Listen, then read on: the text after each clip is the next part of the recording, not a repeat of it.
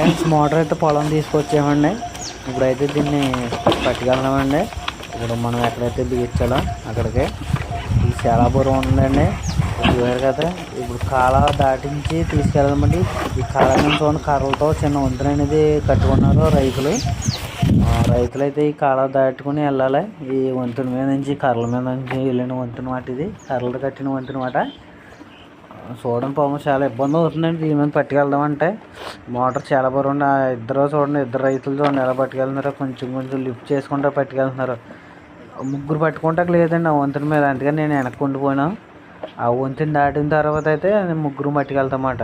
Okay, ఈ విధంగా అయితే పంట కాలువ అండి ఇది. ఈ పంట కాలువల నుంచి అయితే లూజ్ వాటర్ పొలాలకి అనేది తోడతారన్నమాట. ఓకే, చూసారు కదా, ఇదైతే పంట కాలువ అండి. చాలా మయంగా ఉంటుంది అన్నమాట ఇది. ఓకే ఫ్రెండ్స్, మరి ఇప్పుడైతే మరి వెళ్తున్నాం. వంతెన దాటడం అయింది. ఇప్పుడైతే ముగ్గురిని కలిపి పట్టుకెళ్ళాలి ఈ మోటార్ని. ఓకే, ఇప్పుడైతే పట్టుకొచ్చాం. వాటర్ వేసేస్తున్నామండి. ఇప్పుడు బిగించాలి. ముందు వాటర్ వేసుకోవాలండి. చేసుకొని ఫిట్టింగ్ చేయాలి. ఓకే ఫ్రెండ్స్, చూడండి మన వీడియో కడవారు.